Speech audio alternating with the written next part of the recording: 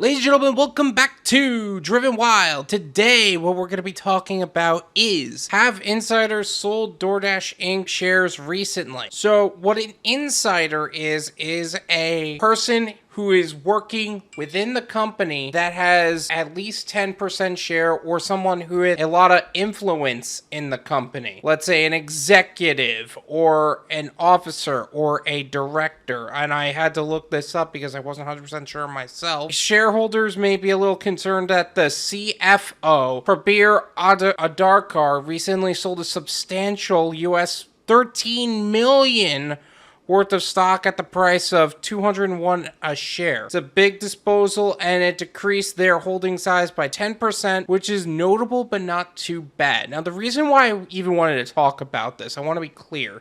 It's not because of the fact that he sold a lot of his stock. It's the fact that all these events seem to have happened just after the FTC had sent out that broad sweep. I made a video about that, and I'll leave a link somewhere. But Prabir Adarkar isn't the only one. Christopher Payne, COO and president of DoorDash, also sold a substantial amount of DoorDash stock as well. That's a very big deal, and there have been very big sales since. The stock has only been going down over time. In fact, the recent sale of Officer Prabir Adarkar was not their only sale of DoorDash sales this year.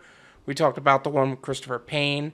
They previously made an even bigger sale, $70 million worth. I didn't even know about this at $154 a share. That means that even when the share price was below at $183, an insider wanted to cash in some shares. When an insider sells below its current price, it suggests that they're considered lower to be fair. Basically, if people are selling out at a lower price, it means that most people think it's overpriced at the current price of which it is. I'm not going to be going too deep into this article, just enough to bring a little awareness to a potential issue that I've been thinking about a lot recently. Insiders haven't bought stock in the last 3 months, but there was some selling. And our longer-term analysis of insider transactions didn't bring confidence either. What does this mean for us as Dashers? Well, here's some things that have happened over the past year. The base pay of DoorDash has been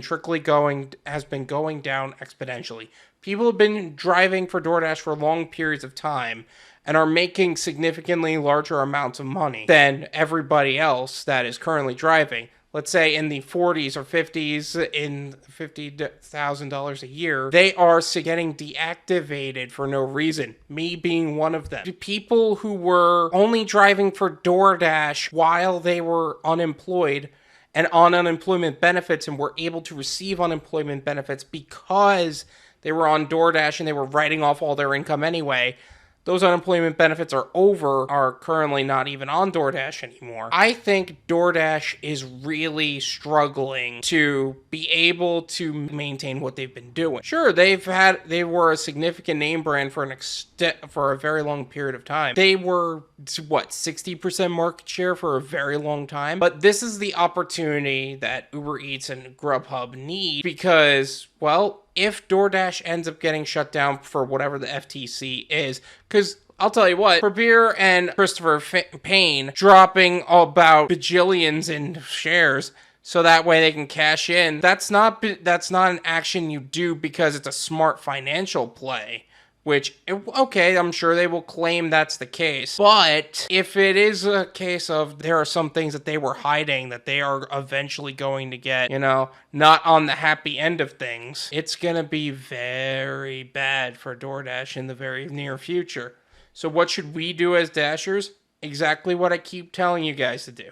Start working on a side hustle that is outside of what DoorDash is doing. And that's why I built this channel. YouTube is the fastest growing business model there is currently. I'm not doing this because I have a thing against DoorDash, although I do have a thing against DoorDash. I do want to be clear. I'm doing this for my own financial safety. And I do believe doing this for your financial safety would be a wise idea as well. Diversify your income. Number 2, start diversifying your gig portfolio. If you're not on Uber Eats or Grubhub, Instacart, Shipt, or all these other apps, hop on it. There is literally no reason not to. I think that it is irresponsible, for me personally, I do believe it is irresponsible to rely on any one single source of income, especially with gas prices going up, inflation being a thing, potential struggles in the future. I really want you to think about this. If you lose DoorDash or any one source of income for any reason, what is going to happen to you and your family? Really? I want that to sink in for a second. What's going to happen to you and your family? Are you going to be financially okay? Does this mean you need to leave DoorDash now? No, you don't need to leave DoorDash now. But be ready in the event that something happens to it. This can be a giant drop on DoorDash in the long term, because if they're not making money from investments, they're going to try to make money in other things. That's really all I got for you on this one. This wasn't meant to be a super long video. This was just supposed to be some information that popped up that I thought was important for DoorDashers to know and be preparing for in the future. You don't necessarily need to start a YouTube channel. I just thought that's a great start. But DoorDash is an income bridge to a longer term plan. It's not the destination itself. Just be prepared for whatever happens.